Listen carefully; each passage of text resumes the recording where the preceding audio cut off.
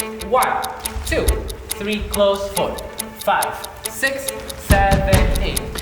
For today's masterclass, so we're gonna do our own company style, which is called Nick.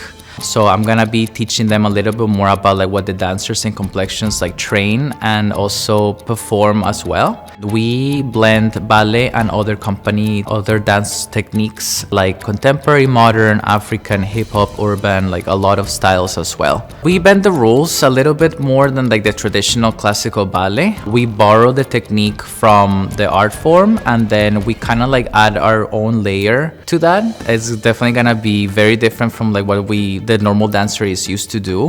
When we're here at UB, we take class from the same general set of faculty and we're used to kind of the teaching style and the expectations that they set.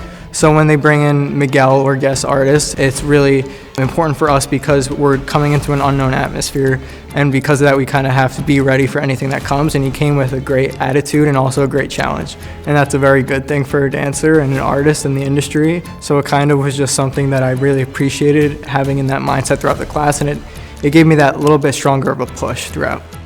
I grew up with ballet just being very structured, black and white.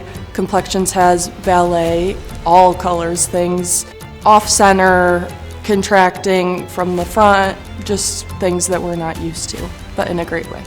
The reason we're all here is to make it in the outside world, so when the outside world is brought to us and we get to experience that, like face to face, it's super exciting and great opportunities to take advantage of.